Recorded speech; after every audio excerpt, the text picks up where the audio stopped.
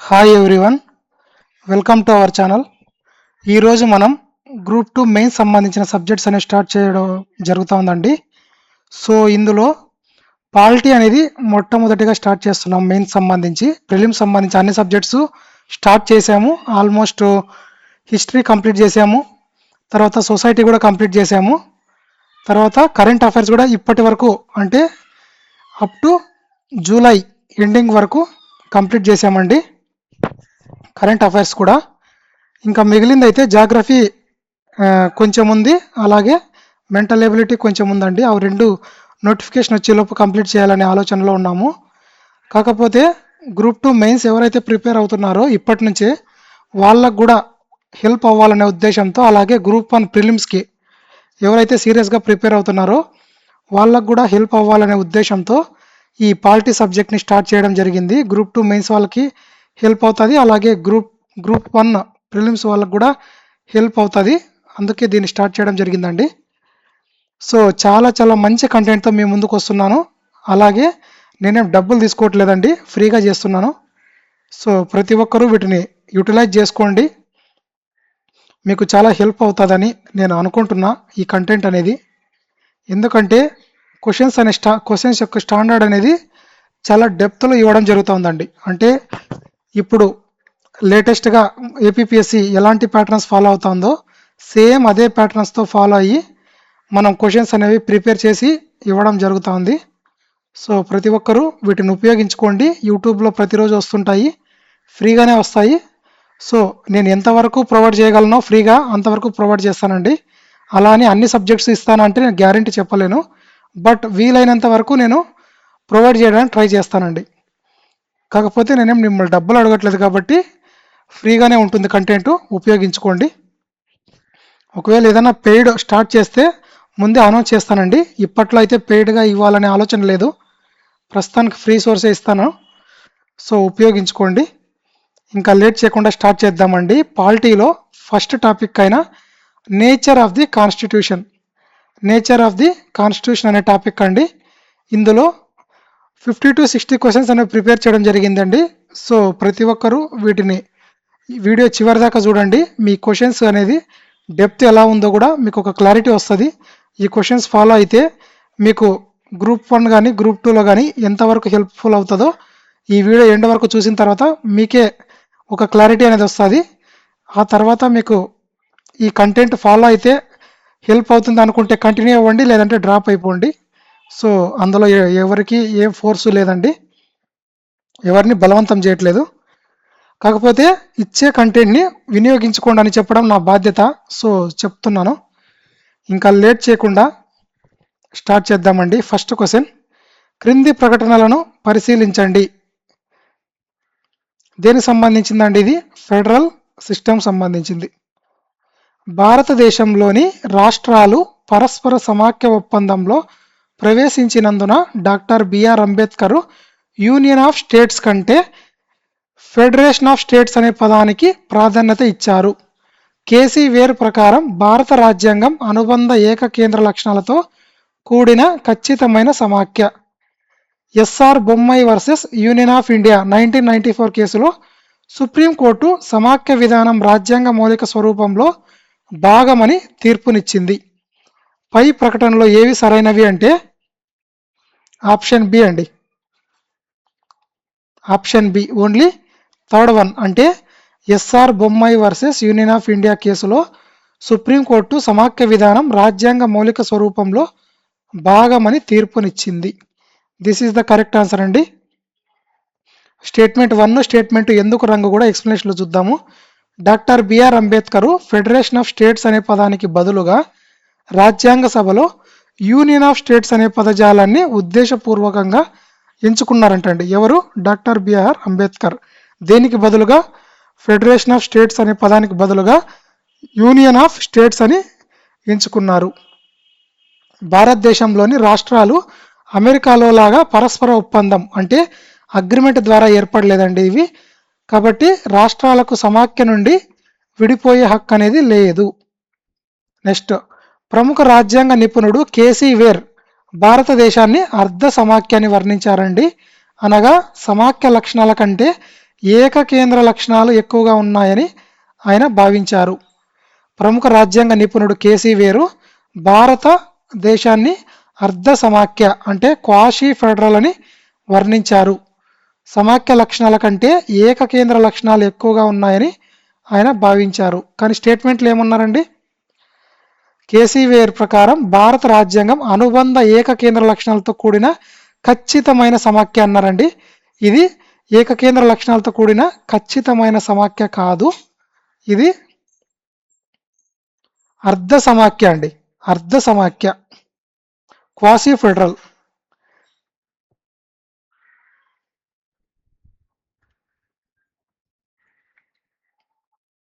Next question, విద్వాంసులు లేదా నిపుణులను భారత సమాఖ్య వ్యవస్థకు ఉపయోగించిన పదాలు లేదా వివరణలతో జతపరచండి. ఆప్షన్ ఏ అండి, A3, B4, C1, D2.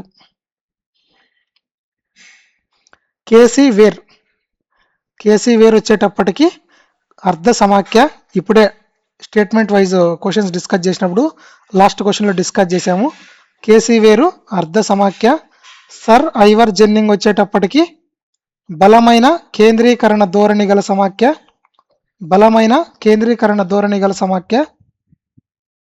Granville Austin వచ్చేటప్పటికి సహకార సమాఖ్య. WH మోరిస్ జోన్స్ వచ్చేటప్పటికి బేరసారాల సమాఖ్య. ఈ కేసీ వేరు భారతదేశాన్ని క్వాసీ ఫెడరల్ అర్ధ సమాఖ్యగా అభివర్ణించారు. సర్ ఐవర్ జెన్నింగ్స్ వచ్చేటప్పటికి భారతదేశాన్ని federal with a strong centralising tendency, కేంద్రం వైపు బలమైన మొగ్గు చూపే సమాఖ్య అని పేర్కొన్నారు. గ్రాన్విల్లే ఆస్టిన్ అనే అతను భారత సమాఖ్య వ్యవస్థను కోఆపరేటివ్ ఫెడరలిజం, సహకార సమాఖ్యగా అభివర్ణించారు. WH మోరిస్ జోన్స్ అనే అతను భారత సమాఖ్య వ్యవస్థను బార్గెయినింగ్ ఫెడరలిజం, బేరసారాల సమాఖ్యగా విశ్లేషించారు. భారత సమాఖ్య వ్యవస్థను బార్గెయినింగ్ ఫెడరలిజం, బేరసారాల సమాఖ్యగా విశ్లేషించారు. నెక్స్ట్ క్వశ్చన్, భారత రాజ్యాంగంలో పొందుపరిచిన ఏకకేంద్ర లక్షణాలకు సంబంధించి క్రింది వాటిలో ఏది తప్పు? భారత రాజ్యాంగంలో పొందుపరిచిన ఏకకేంద్ర లక్షణాలకు సంబంధించి క్రింది వాటిలో ఏది తప్పు అంటే తప్పు వచ్చేటప్పటికి ఆప్షన్ ఏ అండి. రిమైనింగ్ అన్ని కరెక్టే. భారతదేశంలో అమెరికా వలె పౌరులు కేంద్రానికి మరియు తమ వ్యక్తిగత రాష్ట్రానికి వేర్వేరుగా భక్తిని ప్రకటించే ద్వంద్వ పౌరసత్వ వ్యవస్థ ఉంది అన్నారు. భారతదేశంలో ఇలాంటి వ్యవస్థ లేదండి. సో ఆప్షన్ ఏ అనేది రాంగు. జాతీయ ప్రయోజనాల దృష్ట్యా కొత్త అఖిల భారత సర్వీసులను ఏర్పాటు చేయడానికి పార్లమెంటుకు ఆర్టికల్ 312 అధికారం ఇస్తుంది. ఆర్టికల్ 312 అనేది అధికారం అనేది ఇస్తుంది. జాతీయ ప్రయోజనాల దృష్ట్యా కొత్త అఖిల భారత సర్వీసులను ఏర్పాటు చేయడానికి పార్లమెంటుకు ఆర్టికల్ 312 అనేది అధికారం ఇస్తుంది. ఆర్టికల్ 155 మరియు 156 ప్రకారం గవర్నర్ను రాష్ట్రపతి నియమిస్తారు మరియు ఆయన కేంద్రానికి ఏజెంట్గా వ్యవహరిస్తారు. ఆర్టికల్ 352 కింద జాతీయ అత్యవసర పరిస్థితి సమయంలో సాధారణ అధికార పంపిణీ నిలిచిపోయి సమాఖ్య వ్యవస్థ ఏకకేంద్ర వ్యవస్థగా మారుతుంది. ఆర్టికల్ 352 కింద జాతీయ అత్యవసర పరిస్థితి సమయంలో సాధారణ అధికార పంపిణీ నిలిచిపోయి సమాఖ్య వ్యవస్థ ఏకీకృత వ్యవస్థగా మారుతుంది. ఆప్షన్ ఏ ఎందుకు రాంగ్ అంటే భారతదేశం అనేది ఏక పౌరసత్వం అనేది అండి, ద్వంద్వ పౌరసత్వము కాదు. ఇది సింగిల్ సిటిజన్షిప్. అమెరికా లాగా భారతదేశంలో రాష్ట్ర పౌరసత్వం అనే భావన లేదు. దేశంలో ఎక్కడ నివసించినా భారతీయులందరికీ ఒకే ఒక పౌరసత్వం మాత్రమే ఉంటుంది. కాబట్టి మిగిలిన అన్ని ఏకకేంద్ర లక్షణాలను సూచించేవి కాబట్టి BCD అనేవి కరెక్ట్ అండి. భారత రాజ్యాంగం దృఢత్వం మరియు సరళత యొక్క అద్భుతమైన కలయికగా ఎందుకు పరిగణించబడుతుంది? భారత రాజ్యాంగము దృఢత్వం మరియు సరళత యొక్క అద్భుతమైన కలయికగా ఎందుకు పరిగణించబడుతుంది అంటే ఆప్షన్ బి అండి. కొన్ని నిబంధనలను సాధారణ మెజారిటీతో, కొన్నింటిని ప్రత్యేక మెజారిటీతో, మరికొన్నింటిని ప్రత్యేక మెజారిటీ మరియు సగం రాష్ట్రాల ఆమోదంతో సవరించవచ్చు. కాబట్టి ఈ భారత రాజ్యాంగాన్ని దృఢత్వము మరియు సరళత యొక్క అద్భుతమైన కలయికగా పరిగణించబడుతుంది. కొన్ని నిబంధనలను సాధారణ మెజారిటీతో, కొన్నిటిని ప్రత్యేక మెజారిటీతో, మరికొన్నిటిని ప్రత్యేక మెజారిటీ మరియు సగం రాష్ట్రాల ఆమోదంతో సవరించవచ్చు. కాబట్టి దీన్ని దృఢత్వము మరియు సరళతతో పోల్చవచ్చు. ఆర్టికల్ 368 ప్రకారం రాజ్యాంగ సవరణ ప్రక్రియ 3 రకాలుగా ఉంటుంది. సాధారణ మెజారిటీ, ప్రత్యేక మెజారిటీ మరియు ప్రత్యేక మెజారిటీతో పాటు సగం రాష్ట్రాల ఆమోదము. దీన్ని ఏమంటారు? Special majority plus 50% state ratification. దీనివల్ల ఇది దృఢత్వము మరియు సరళతల అద్భుత సమ్మేళనంగా మారింది. పీఠికలో భారతదేశాన్ని సామ్యవాద మరియు లౌకిక రాజ్యంగా ప్రకటించడం గురించి క్రింది ప్రకటనలను పరిశీలించండి. పీఠికలో భారతదేశాన్ని సామ్యవాద మరియు లౌకిక రాజ్యంగా ప్రకటించడం గురించి క్రింది ప్రకటనలను పరిశీలించండి.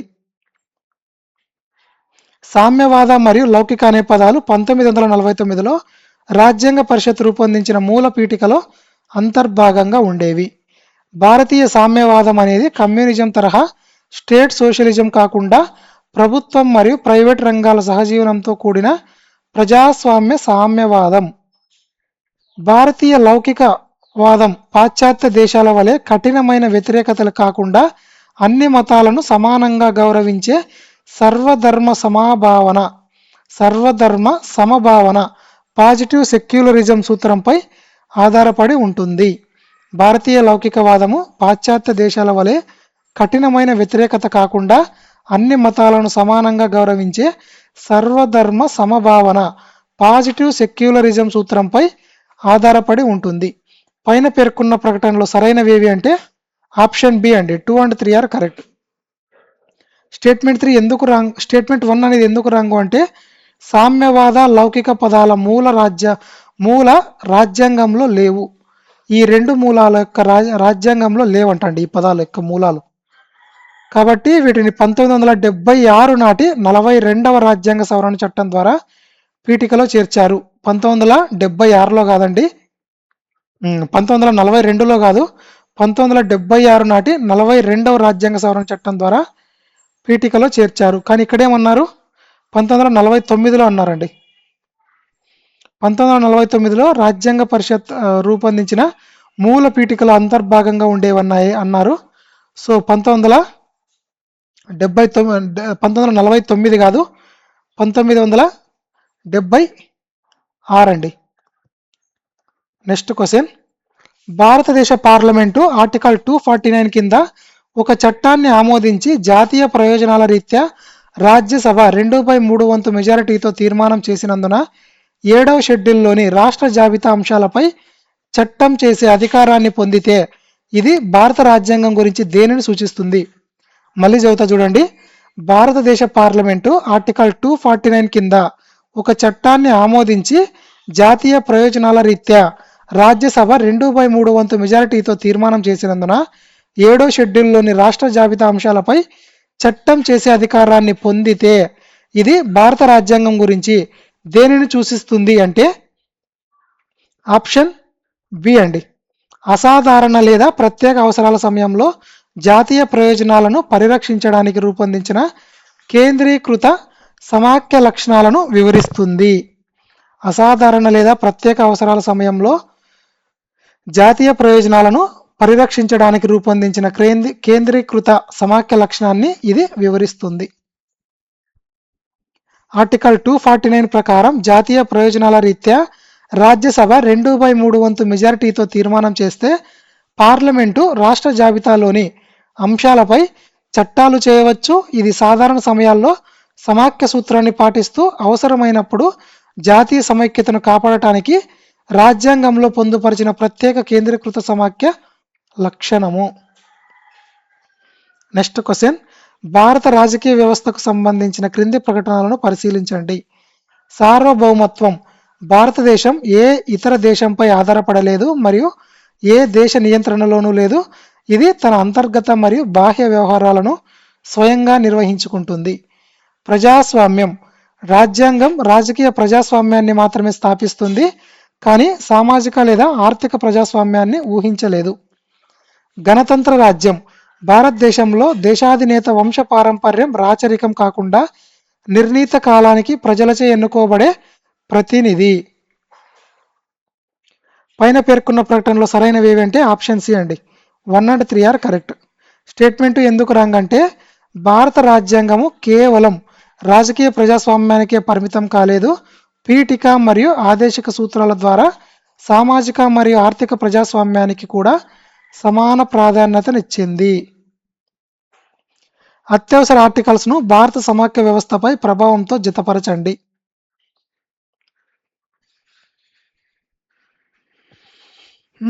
ఆప్షన్ ఏ కరెక్ట్ అండి. A2, B3, C1.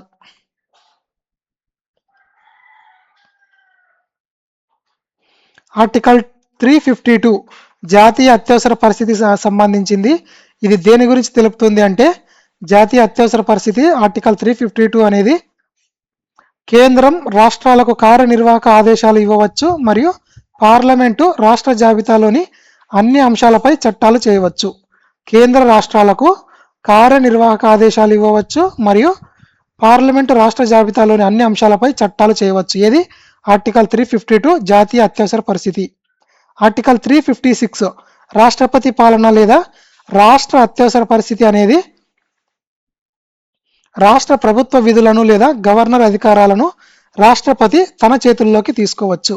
రాష్ట్ర ప్రభుత్వ విధులను లేదా గవర్నర్ అధికారాలను రాష్ట్రపతి తన చేతుల్లోకి తీసుకోవచ్చు. దీనినే రాష్ట్రపతి పాలన అంటారు లేదా రాష్ట్ర అత్యవసర పరిస్థితి అంటారు. ఏ ఆర్టికల్ ప్రకారము? ఆర్టికల్ 356. ఆర్టికల్ 360 ఆర్థిక అత్యవసర పరిస్థితి. ఇది రాష్ట్ర ప్రభుత్వ వ్యవహారాల్లో పనిచేసే ఉద్యోగుల వేతనాల్లో కోత విధించడం మరియు ఆర్థిక క్రమశిక్షణ కోసం కేంద్ర ఆదేశాలు జారీ చేయవచ్చు. కేంద్రము ఆదేశాలు జారీ చేయవచ్చు. రాష్ట్ర ప్రభుత్వ వ్యవహారాల్లో పనిచేసే ఉద్యోగుల వేతనాల్లో కోత విధించడం మరియు ఆర్థిక క్రమశిక్షణ కోసం కేంద్రము ఆదేశాలు జారీ చేయవచ్చు. ఇది ఆర్టికల్ 360. ఆర్టికల్ 352 కింద సమాఖ్య వ్యవస్థ ఏకకేంద్రంగా మారుతుంది. ఆర్టికల్ 356 కింద రాష్ట్ర ప్రభుత్వం అధికారాలు రాష్ట్రపతి చేతికి వెళ్తాయి. ఆర్టికల్ 360 ద్వారా ఆర్థిక క్రమశిక్షణ మరియు వేతనాల కోతకు కేంద్రం ఆదేశాలు ఇస్తుంది. నెక్స్ట్ క్వశ్చన్, క్రింది ప్రకటనలను పరిశీలించండి. 1935 భారత ప్రభుత్వ చట్టం వంటి చారిత్రక ప్రభావాల కారణంగా భారత రాజ్యాంగం ప్రపంచంలోనే అత్యంత పొడవైన వ్రాతపూర్వక రాజ్యాంగంగా నిలిచింది. భారత రాజ్యాంగం పూర్తిగా దృఢమైనది. అన్ని రాష్ట్రాల శాసనసభల ఏకగ్రీవ ఆమోదం లేకుండా సమాఖ్య నిబంధనలను సవరించడం అసాధ్యం. భారత రాజ్యాంగ సభలో ప్రముఖ న్యాయ కోవిధులు ఆధిక్యతలో ఉండటం వల్ల రాజ్యాంగ గ్రంథం అత్యంత సమగ్రంగా రూపొందింది. భారత రాజ్యాంగ సభలో ప్రముఖ న్యాయ కోవిధులు ఆధిక్యతలో ఉండడం వల్ల రాజ్యాంగ గ్రంథం అత్యంత సమగ్రంగా రూపొందింది. పైన పేర్కొన్న ప్రకటనలో సరైనవి ఏవంటే ఆప్షన్ సి అండి. 1 and 3 ఆర్ కరెక్ట్. స్టేట్మెంట్ ఎందుకు రాంగ్ అంటే భారత రాజ్యాంగం పూర్తిగా దృఢమైనది కాదు, ఇది దృఢత్వం మరియు సరళతల అద్భుత సమ్మేళనం. పూర్తిగా దృఢమైనది కాదండి భారత రాజ్యాంగము, ఇది దృఢత్వము మరియు సరళతల యొక్క కాంబినేషన్ అండి. ఇది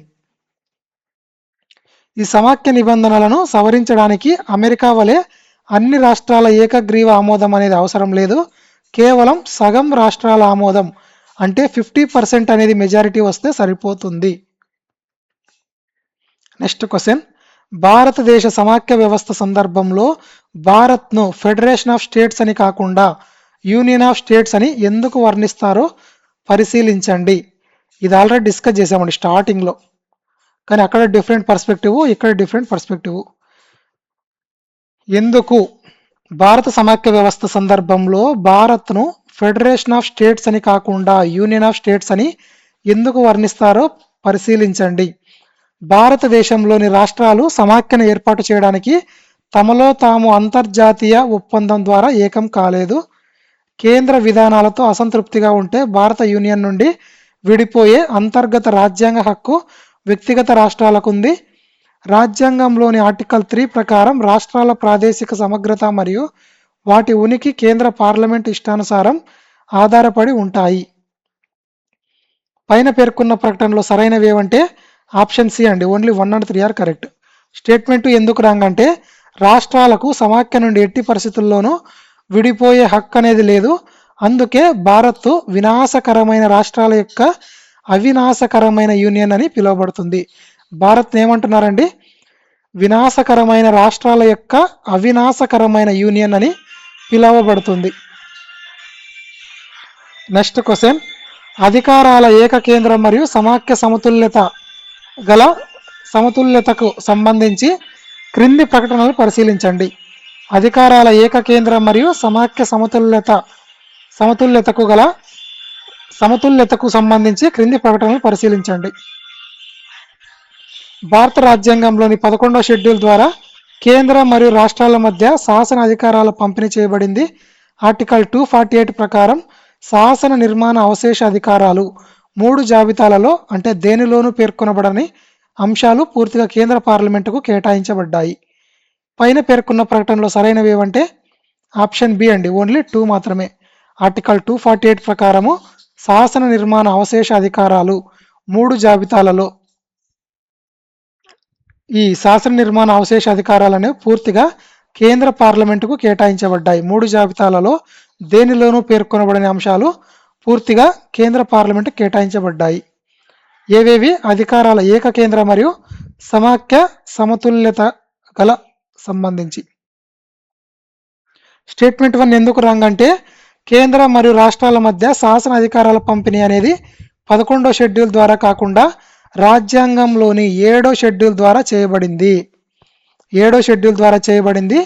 యూనియన్ జాబితా, రాష్ట్ర జాబితా మరియు సమవర్తి జాబితా 11వ షెడ్యూలు పంచాయతీల అధికారాలకు సంబంధించినది. 11వ షెడ్యూల్ అనేది పంచాయతీల అధికారాలకు సంబంధించింది. ఆర్టికల్ 248 ప్రకారం ఏ జాబితాలోనూ చేర్చని అవశేష అధికారాలు కేంద్ర పార్లమెంటుకు మాత్రమే ఉంటాయి.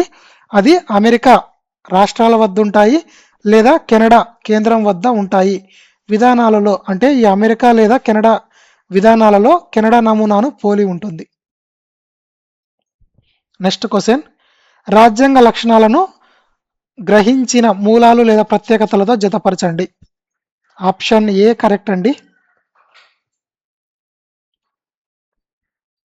ఏక పౌరసత్వం అనేది ఎక్కడి నుంచి గ్రహించారు అంటే బ్రిటన్ రాజ్యాంగం.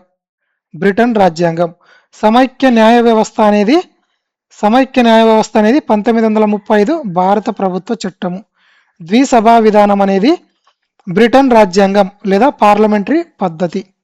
అధికారాల విభజన అనేది కెనడా రాజ్యాంగం నుండి గ్రహించడం జరిగింది. ఏక పౌరసత్వం సింగిల్ సిటిజన్షిప్ అనేది బ్రిటన్ రాజ్యాంగం నుండి గ్రహించారు. సమైక్య న్యాయ వ్యవస్థ అనేది 1935 భారత ప్రభుత్వ చట్టం నుండి గ్రహించబడింది. ద్విసభా విధానం అనేది బ్రిటన్ పార్లమెంటరీ సాంప్రదాయం నుండి తీసుకోబడింది. అధికారాల విభజన మరియు బలమైన కేంద్రం కెనడా సమాఖ్య విధానం నుండి ప్రేరణ పొందింది. భారత రాజ్యాంగ పీఠికకు సంబంధించి క్రింది వాటిలో ఏది తప్పు? భారత రాజ్యాంగ పీఠికకు సంబంధించి క్రింది వాటిలో ఏది తప్పు? తప్పు వచ్చేటప్పటికి బి అండి. రిమైనింగ్ అన్ని కరెక్టే. సో సరైనవి ఏవో చూద్దాము. భారత రాజ్యాంగ పీఠికకు సంబంధించి ఈ పీఠిక అనేది జవహర్లాల్ నెహ్రూ ప్రవేశపెట్టి రాజ్యాంగ సభ ఆమోదించిన ఉద్దేశాల తీర్మానం ఆబ్జెక్టివ్స్ రిజల్యూషన్ ఆధారంగా రూపొందించబడింది. ఈ పీఠిక న్యాయస్థానాల ద్వారా అమలు చేయదగినది అనగా దాని ఆదర్శాలు ఉల్లంఘించబడితే కోర్టుల ద్వారా న్యాయపరంగా అమలు చేయవచ్చు అనేది రాంగ్ అండి ఇది. నెక్స్ట్, పీఠిక ఇప్పటి వరకు 1976 నాటి 42వ రాజ్యాంగ సవరణ చట్టం ద్వారా కేవలం ఒక్కసారి మాత్రమే సవరించబడింది. కేశవానంది భారతి కేసు 1973లో సుప్రీంకోర్టు పీఠిక రాజ్యాంగంలో అంతర్భాగమని మరియు మౌలిక స్వరూప సిద్ధాంతానికి లోబడి సవరించవచ్చని తీర్పునిచ్చింది. ఎక్సెప్ట్ బి అండి. All are correct. పీఠిక న్యాయేతరమైనది అంటే నాన్ జస్టిసబుల్ అండి. అనగా పీఠికలో పేర్కొన్న ఆదర్శాలు న్యాయము, స్వేచ్ఛ మొదలైనవి నేరుగా అమలు కాకపోతే దానిని ఉల్లంఘించారంటూ కోర్టులను ఆశ్రయించడానికి వీల్లేదు. ఇది రాజ్యాంగం యొక్క ఉద్దేశాలు మరియు తత్వాన్ని మాత్రమే తెలియజేస్తుంది. నెక్స్ట్ క్వశ్చన్, పీఠిక యొక్క స్థితికి సంబంధించి బేరుబారి యూనియన్ కేసు 1960లో సుప్రీంకోర్టు స్పష్టంగా ఏమని పేర్కొంది అంటే ఆప్షన్ బి అండి. పీఠిక రాజ్యాంగంలో భాగం కాదు కాబట్టి దానికి ఎటువంటి చట్టపరమైన లేదా చట్టబద్ధత కలిగిన ప్రభావం అనేది లేదు అని సుప్రీంకోర్టు స్పష్టం చేయడం జరిగింది. ఈ బేరుబారి యూనియన్ కేసు 1960లో ఈ కేసులో సుప్రీంకోర్టు పీఠిక రాజ్యాంగంలో భాగం కాదని తేల్చి చెప్పింది. అయితే తదుపరి కేశవానంద భారతి కేసు మరియు ఎల్ఐసి ఆఫ్ ఇండియా కేసు 1995లలో సుప్రీంకోర్టు తన పూర్వపు అభిప్రాయాన్ని మార్చుకొని పీఠిక అనేది రాజ్యాంగంలో అంతర్భాగమని స్పష్టం చేసింది. పీఠిక అనేది రాజ్యాంగంలో అంతర్భాగమని స్పష్టం చేసిన కేసు ఏది అంటే ఏదండి? కేశవానంద భారతి కేసు మరియు ఎల్ఐసి ఆఫ్ ఇండియా కేసు, ఈ రెండు కేసుల్లో అండి, కానీ బేరుబారి యూనియన్ కేసులో కాదు. పీఠిక ద్వారా భద్రపరచబడిన ఆదర్శాలు లేదా ఉద్దేశాలకు సంబంధించి క్రింది ప్రకటనలను పరిశీలించండి. పీఠిక అనేది పౌరులందరికీ సామాజిక, ఆర్థిక మరియు రాజకీయ పరమైన న్యాయాన్ని భద్రపరుస్తుంది. పీఠికలో పేర్కొన్న ఆలోచన, భావ ప్రకటన, విశ్వాసము, మతము మరియు ఆరాధన స్వేచ్ఛ ఎలాంటి చట్టపరమైన నిబంధనలు లేని పూర్తి మరియు షరతులు లేని హక్కు. పైన పేర్కొన్న ప్రకటనలో సరైనవి ఏవంటే ఆప్షన్ ఏ అండి, ఓన్లీ 1 మాత్రమే కరెక్ట్. దేనికి సంబంధించి? పీఠిక ద్వారా భద్రపరచబడిన ఆదర్శాలు లేదా ఉద్దేశాలకు సంబంధించి ఈ పీఠిక అనేది పౌరులందరికీ సామాజిక, ఆర్థిక మరియు రాజకీయ పరమైన న్యాయాన్ని భద్రపరుస్తుంది. పీఠికలో పౌరులందరికీ 3 రకాల న్యాయాలను అవేవేవి సామాజిక, ఆర్థిక, రాజకీయంగా అందిస్తామని ప్రతిజ్ఞ చేస్తోంది. ఈ ఆదర్శము రష్యన్ విప్లవం నుండి ప్రేరణ పొందింది. ఎప్పుడు? 1917లో. సెకండ్ స్టేట్మెంట్ ఎందుకు రాంగ్ అంటే పీఠికలో హామీ ఇవ్వబడిన స్వేచ్ఛ సంపూర్ణమైనది కాదండి. ఇది రాజ్యాంగ నిబంధనలకు లోబడి ప్రజా ప్రయోజనాలు, శాంతి భద్రతల దృష్ట్యా చట్టబద్ధమైన నియంత్రణలకు లోబడి ఉంటుంది. పీఠికలో హామీ ఇవ్వబడిన స్వేచ్ఛ సంపూర్ణమైనది కాదు, ఇది రాజ్యాంగ నిబంధనలకు లోబడి ప్రజా ప్రయోజనాలు, శాంతి భద్రతల దృష్ట్యా చట్టబద్ధమైన నియంత్రణలకు లోబడి ఉంటుంది.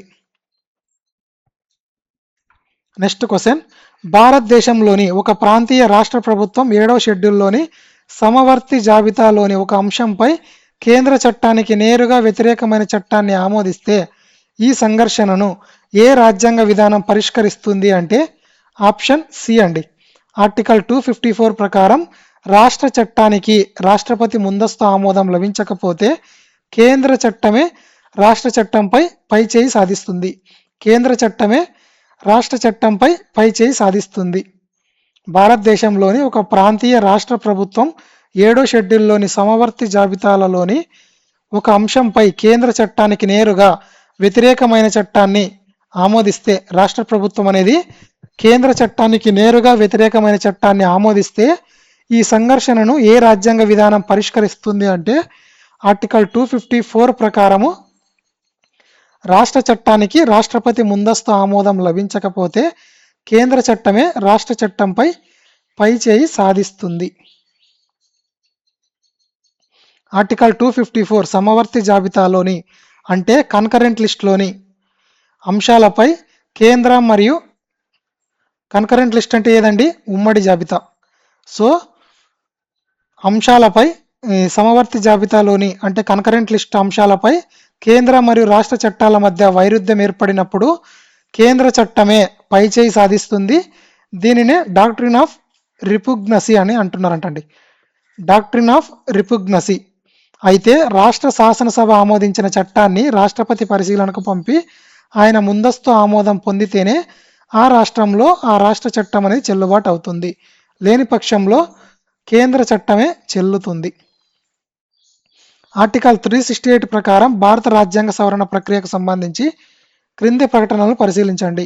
ఆర్టికల్ 368 ప్రకారం భారత రాజ్యాంగ సవరణ ప్రక్రియకు సంబంధించి క్రింది ప్రకటనలు పరిశీలించండి. రాజ్యాంగ సవరణ బిల్లులను లోక్సభలో మాత్రమే ప్రవేశపెట్టాలి మరియు రాష్ట్రపతి ముందస్తు సిఫార్సు అవసరము. రాజ్యాంగ సవరణ బిల్లుపై ప్రతిష్టంభన ఏర్పడినప్పుడు పార్లమెంటు ఉభయ సభల సంయుక్త సమావేశాన్ని నిర్వహించడం రాజ్యాంగబద్ధంగా అనుమతించబడుతుంది. రాష్ట్ర శాసనసభలకు రాజ్యాంగ సవరణ బిల్లులను ప్రారంభించే అధికారం లేదు. పైన పేర్కొన్న ప్రకటనలో సరైనవి ఏవంటే ఆప్షన్ బి అండి. ఓన్లీ 3 మాత్రమే కరెక్ట్. రాష్ట్ర శాసనసభలకు రాజ్యాంగ సవరణ బిల్లులను ప్రారంభించే అధికారం అనేది లేదు. ఇది కరెక్ట్ అండి. రాష్ట్ర శాసనసభలకు రాజ్యాంగ సవరణ బిల్లులను ప్రారంభించే అధికారం అనేది లేదు. ఇక్కడ ఏమన్నారు? సరైనది అన్నారు. అంటే థర్డ్ స్టేట్మెంట్ మాత్రమే correct. Remaining 2 are correct, incorrect. రాజ్యాంగ సవరణ బిల్లులను పార్లమెంట్లో ఉభయ సభలలో దేనిలోనైనా అంటే లోక్సభలో కానీ రాజ్యసభలోనైనా ప్రవేశపెట్టవచ్చు. దీనికి రాష్ట్రపతి ముందస్తు సిఫార్సు అనేది అవసరం లేదు. రాజ్యాంగ సవరణ బిల్లుల విషయంలో ఉభయ సభల మధ్య ప్రతిష్టంభన ఏర్పడితే సంయుక్త సమావేశానికి అంటే జాయింట్ సిట్టింగ్కు తావు లేదు. సవరణ బిల్లును ఉభయ సభలు విడివిడిగా ప్రత్యేక మెజారిటీతో ఆమోదించాలి. రాజ్యాంగ సవరణ బిల్లుల విషయంలో ఉభయ సభల మధ్య ప్రతిష్టంభన అనేది ఏర్పడితే సంయుక్త సమావేశానికి తావు అనేది లేదు. సవరణ బిల్లును ఉభయ సభలు విడివిడిగా ప్రత్యేక మెజారిటీతో ఆమోదించాలి. రాష్ట్ర శాసనసభలకు రాజ్యాంగ సవరణ ప్రక్రియను ప్రారంభించే అధికారం అనేది లేదు. కేవలం కొన్ని ప్రత్యేక సవరణలకు మాత్రమే సగం రాష్ట్రాల ఆమోదం అవసరము. మౌలిక స్వరూప అంశాలను వాటి సంబంధిత సుప్రీంకోర్టు తీర్పులతో జతపరచండి. ఆప్షన్ ఏ కరెక్ట్ అండి. A3, B1, C4, D2. రాజ్యాంగ సర్వోన్నతత అనేది కేశవానంద భారతి కేసు. లౌకిక స్వభావం అనేది ఎస్ఆర్ బొమ్మాయి కేసు. న్యాయ సమీక్ష అనేది మినర్వా మిల్స్ కేసు. స్వేచ్ఛాయుత మరియు నిష్పక్షపాత ఎన్నికలు అనేది ఇందిరాగాంధీ కేసు. రాజ్యాంగ సర్వోన్నతత కేశవానంద భారతి కేసు 1973లో మౌలిక స్వరూపంగా నిర్ధారించబడింది. లౌకిక స్వభావం అనేది ఎస్ఆర్ బొమ్మాయి కేసు 1994లో. న్యాయ సమీక్ష అనేది మినర్వా మిల్స్ కేసు 1980. స్వేచ్ఛాయుత మరియు నిష్పక్షపాత ఎన్నికలు అనేవి ఇందిరాగాంధీ వర్సెస్ రాజా నారాయణ్ కేసులో 1975లో. నెక్స్ట్ క్వశ్చన్, భారత రాజకీయ వ్యవస్థలో సామ్యవాద భావనకు సంబంధించి క్రింది ప్రకటనలు పరిశీలించండి. భారత రాజకీయ వ్యవస్థలో సామ్యవాద భావనకు సంబంధించి క్రింది ప్రకటనలను పరిశీలించండి.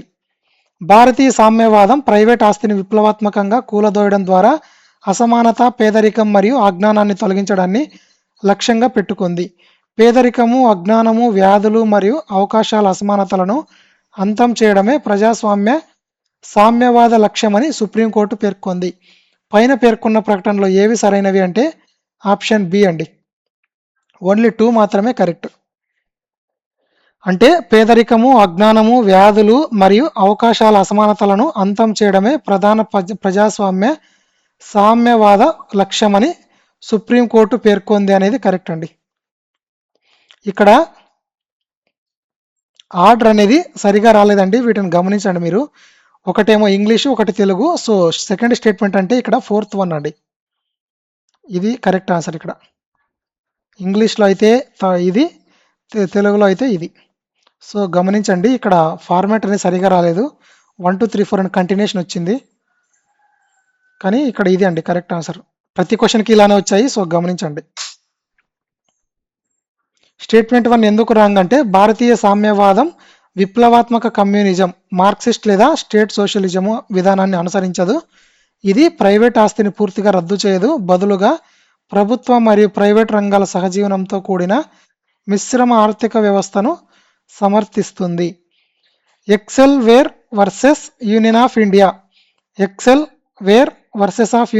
యూనియన్ ఆఫ్ ఇండియా మరియు ఇతర తీర్పులలో సుప్రీంకోర్టు భారతీయ సామ్యవాదం అంటే పేదరికము, అజ్ఞానము మరియు అవకాశాల అసమానతలను తొలగించే సామ్యవాదం అని స్పష్టం చేసింది.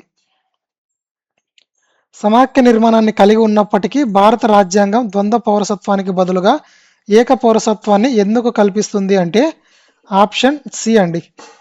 Both are correct. వివిధ రాష్ట్రాల పౌరుల మధ్య సోదర భావము, సమైక్యత మరియు సమగ్రత భావాలను ప్రోత్సహించడానికి, ప్రాంతీయవాదాన్ని అరికట్టడానికి. జన్మస్థలం లేదా నివాసంతో సంబంధం లేకుండా భారతదేశ ప్రాదేశిక పరిధి అంతటా పౌరులందరూ సమాన పౌర మరియు రాజకీయ హక్కులను ఆస్వాదించేలా చేయడానికి. భారతదేశము ఫెడరల్ దేశమైనప్పటికీ అమెరికా మాదిరిగా రాష్ట్ర పౌరసత్వం మరియు కేంద్ర పౌరసత్వం అనే ద్వంద్వ పౌరసత్వ విధానాన్ని అనుసరించలేదు. దీనికి ప్రధాన కారణం దేశంలో ప్రాంతీయ విద్వేషాలను తగ్గించి ప్రజలందరిలో జాతీయ సమైక్యతను పెంపొందించడం. దీనివల్ల దేశం నలుమూలాల పౌరులందరికీ ఒకే రకమైన ప్రాథమిక హక్కులు మరియు చట్టపరమైన రక్షణ లభిస్తుంది. ప్రభుత్వ ప్రజాస్వామ్య విధానాలకు సంబంధించి క్రింది ప్రకటనలు పరిశీలించండి. ప్రజాభిప్రాయ సేకరణ మరియు ప్రతిపాదన అనేవి ప్రత్యక్ష ప్రజాస్వామ్య సాధనాలు. వీటిలో ఓటర్లు నేరుగా నిర్ణయాలు తీసుకోవడంలో మరియు చట్టాల రూపకల్పనలో పాల్గొంటారు. రాజ్యాంగాన్ని సవరించడానికి భారతదేశంలో జాతీయ స్థాయిలో రీకాల్ మరియు ప్లెబిసైట్ పద్ధతులు ఆచరణలో ఉన్నాయి. భారతదేశం పరోక్ష ప్రాతినిధ్య పార్లమెంటరీ ప్రజాస్వామ్యాన్ని స్వీకరించి ఇందులో కార్యనిర్వాహక విధానాలు పార్లమెంటరీ నియంత్రణకు లోబడి ఉంటాయి. పైన పేర్కొన్న ప్రకటనలో సరైనవి ఏవంటే ఆప్షన్ బి అండి, 1 and 3 ఆర్ కరెక్ట్. ప్రత్యక్ష ప్రజాస్వామ్యంలో 4 ముఖ్యమైన సాధనాలు ఉంటాయి. అవి ఏవేవి? రిఫరెండం అంటే ప్రతిపాదిత చట్టాన్ని ప్రజల ఓటింగ్కు పంపడం. ప్రతిపాదిత చట్టాన్ని ప్రజల ఓటింగ్కు పంపేదాన్ని రెఫరెండం అంటారు. ఇనిషియేటివ్ అంటే ప్రజలే నేరుగా చట్టాన్ని రూపొందించాలని శాసనసభను కోరడం. రీకాల్ నిర్దేశిత సమయం ముగియక ముందే ప్రజాప్రతినిధిని వెనక్కి పిలవడం. ప్లెబిసైట్ ప్రజా ప్రాముఖ్యత గల వివాదాస్పద అంశంపై ప్రజలు నేరుగా అభిప్రాయాన్ని కోరడం. ప్లెబిసైట్ అంటే ప్రజా ప్రాముఖ్యత గల వివాదాస్పద అంశంపై ప్రజలు నేరుగా అభిప్రాయాన్ని కోరడం. భారతదేశంలో జాతీయ స్థాయిలో ప్రత్యక్ష ప్రజాస్వామ్య సాధనాలైన రీకాలు, ప్లెబిసైటు, రెఫరెండము వంటి విధానాలనేవి లేవు. రాజ్యాంగ సవరణ ప్రక్రియ పార్లమెంటు మరియు రాష్ట్ర శాసనసభల ద్వారా మాత్రమే జరుగుతోంది. భారతదేశము పరోక్ష ప్రాతినిధ్య ప్రజాస్వామ్యాన్ని ఇండైరెక్ట్ పార్లమెంటరీ అమలు చేస్తోంది. ఇక్కడ ఎన్నికైన ప్రజాప్రతినిధులు శాసనసభకు జవాబుదారీగా ఉంటూ పరిపాలన సాగిస్తారు. నెక్స్ట్ క్వశ్చన్, భారతదేశంలోని రాష్ట్రాల ప్రాదేశిక సమగ్రత అమెరికా సంయుక్త రాష్ట్రాలతో ఎలా విభేదిస్తుంది? భారతదేశంలోని రాష్ట్రాల ప్రాదేశిక సమగ్రత అమెరికా సంయుక్త రాష్ట్రాలతో ఎలా విభేదిస్తుంది అంటే ఆప్షన్ ఏ అండి, 1 and 2 ఆర్ కరెక్ట్. భారతదేశము వినాశకరమైన రాష్ట్రాల యొక్క అవినాశకరమైన యూనియన్గా వర్ణించబడింది. కాగా అమెరికా అనేది అవినాశకరమైన రాష్ట్రాల యొక్క అవినాశకరమైన యూనియన్గా వర్ణించబడింది. తర్వాత సంబంధిత రాష్ట్ర శాసనసభ ఆమోదం లేకపోయినప్పటికీ కేంద్ర పార్లమెంటు ఆర్టికల్ 3 కింద ఏకపక్షంగా రాష్ట్ర సరిహద్దులను మార్చగలదు. సంబంధిత రాష్ట్ర శాసనసభ ఆమోదం లేకపోయినప్పటికీ కేంద్ర పార్లమెంటు ఆర్టికల్ 3 కింద ఏకపక్షంగా రాష్ట్ర సరిహద్దులను మార్చగలదు. స్టేట్మెంట్ 3 అనేది రాంగ్ అండి. ఎందుకు రాంగో కూడా చూద్దాము. భారతదేశంలో పార్లమెంటు సాధారణ చట్టం ద్వారా రాష్ట్రాల సరిహద్దులను మార్చవచ్చు లేదా కొత్త రాష్ట్రాలను సృష్టించవచ్చు. అందుకే భారతదేశాన్ని indestructible union of destructible states అంటారు. అమెరికాలో రాష్ట్రాల ఉనికిని ఫెడరల్ ప్రభుత్వం రద్దు చేయలేదు. అందుకే దానిని indestructible union of indestructible states అంటారు. ఆర్టికల్ 3 ప్రకారం రాష్ట్ర సరిహద్దు మార్పుల బిల్లును రాష్ట్రపతి రాష్ట్ర శాసనసభ అభిప్రాయం కోసం పంపుతారు. అయితే రాష్ట్ర శాసనసభ వ్యక్తపరిచిన అభిప్రాయాన్ని పార్లమెంట్ లేదా రాష్ట్రపతి తప్పనిసరిగా ఆమోదించాల్సిన నిబంధన లేదు. స్టేట్మెంట్ 3 ఎందుకు రాంగ్ అంటే అమెరికా రాజ్యాంగం ప్రకారం సంబంధిత రాష్ట్ర శాసనసభ ఆమోదం లేకుండా ఏ రాష్ట్ర ప్రాదేశిక పరిధిని లేదా సరిహద్దులను అమెరికా ప్రభుత్వం మార్చడానికి వీల్లేదు. రాజ్యాంగంలోని ఆర్టికల్ 312 కింద గల అఖిల భారత సర్వీసులకు ఐఏఎస్, ఐపీఎస్, ఐఎఫ్ఎస్ సంబంధించి క్రింది ప్రకటనలను పరిశీలించండి. రాజ్యసభలో హాజరై ఓటు వేసిన వారిలో కనీసం 3/2 సభ్యుల మద్దతుతో తీర్మానం ఆమోదించబడితేనే కొత్త అఖిల భారత సర్వీసులను ఏర్పాటు చేయవచ్చు. అఖిల భారత సర్వీసుల అధికారాలను కేంద్ర ప్రభుత్వం నియమించి శిక్షణ ఇస్తుంది, కానీ వారు కేంద్రం మరియు రాష్ట్రాల పరిధిలో పనిచేస్తారు. అఖిల భారత సర్వీసు అధికారులపై అంతిమ క్రమశిక్షణా చర్యల నియంత్రణ అధికారం పూర్తిగా సంబంధిత రాష్ట్ర ప్రభుత్వాల వద్దే ఉంటుంది. పైన పేర్కొన్న ప్రకటనలో సరైనవి ఏవంటే ఆప్షన్ బి అండి, 1 and 2 ఆర్ కరెక్ట్. ఆర్టికల్ 312 ప్రకారం జాతీయ ప్రయోజనాల దృష్ట్యా రాజ్యసభ ప్రత్యేక మెజారిటీతో అంటే 2/3 వంతు ప్రెసిడెంట్ ఓటింగ్ తీర్మానం చేస్తేనే పార్లమెంటు చట్టం ద్వారా నూతన అఖిల భారత సర్వీసును సృష్టించగలదు. దేని ప్రకారం? ఆర్టికల్ 312 ప్రకారం.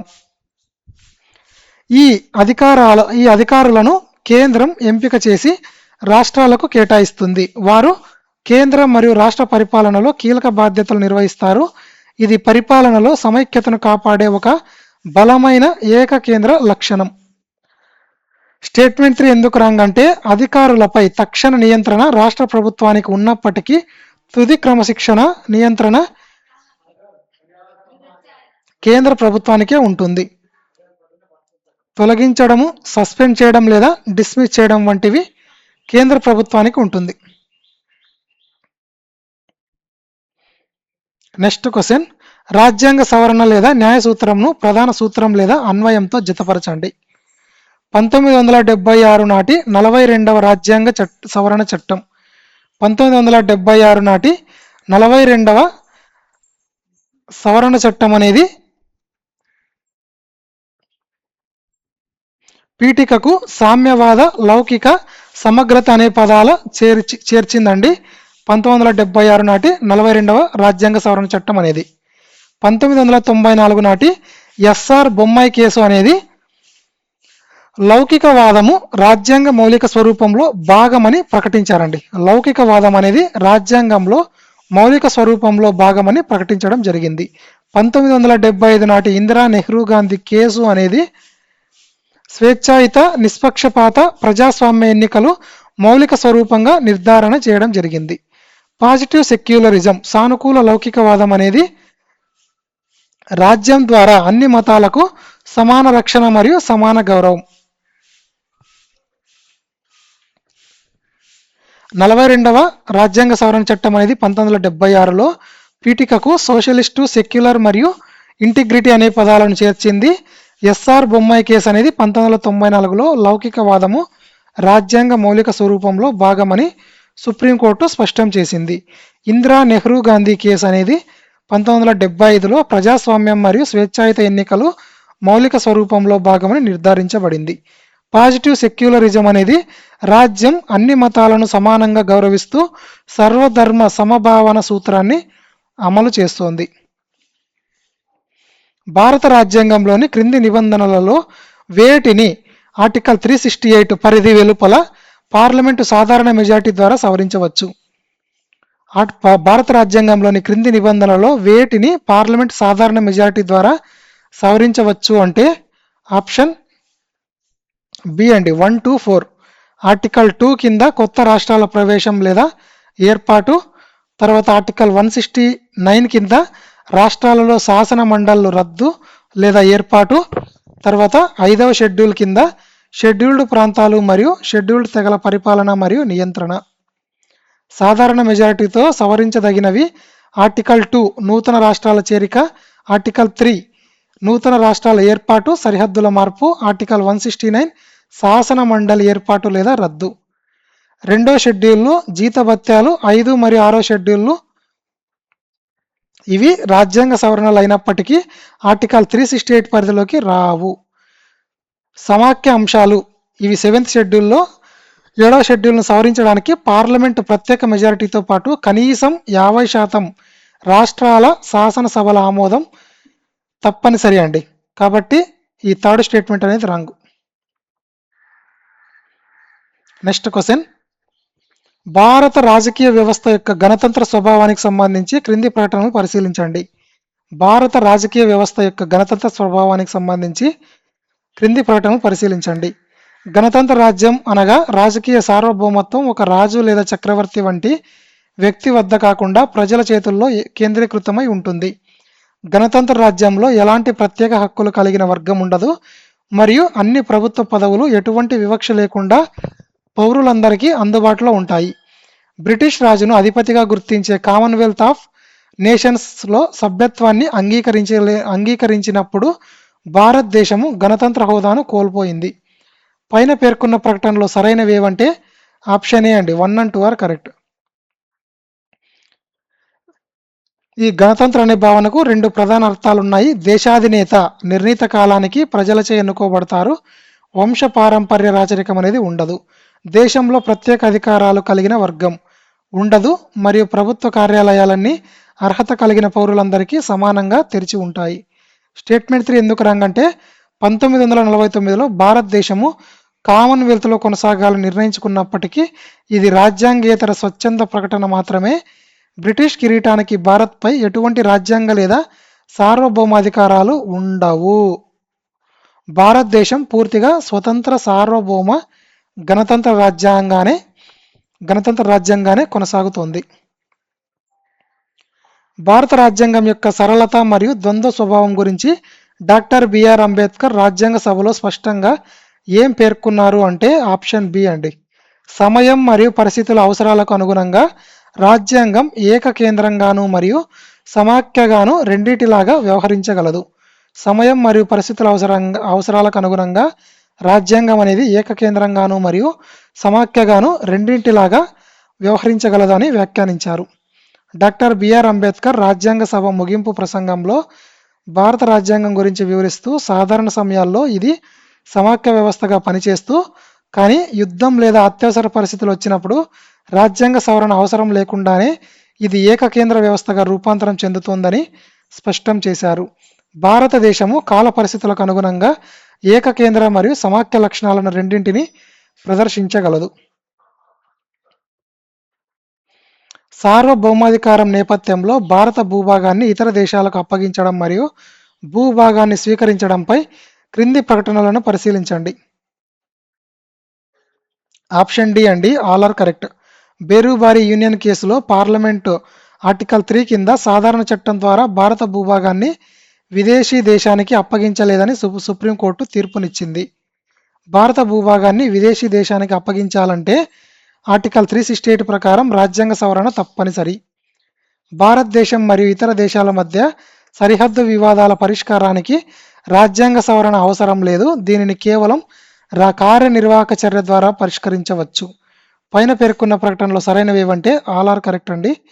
బేరుబారి యూనియన్ కేసులో సుప్రీంకోర్టు స్పష్టం చేసింది ఏంటంటే ఆర్టికల్ 3 అనేది పార్లమెంటుకు అంతర్గత పునర్వ్యవస్థీకరణ అధికారాలను మాత్రమే ఇస్తుంది కానీ భారత భూభాగాన్ని విదేశాలకు బదిలీ చేసే అధికారాన్ని ఇవ్వదు అని సుప్రీంకోర్టు స్పష్టం చేసింది. ఏ కేసులో? బేరుబారి యూనియన్ కేసులో. ఎప్పుడు? 1960లో. ఈ భూభాగాన్ని బదిలీ చేయాలంటే ఆర్టికల్ 368 కింద రాజ్యాంగ సవరణ అనేది అవసరము.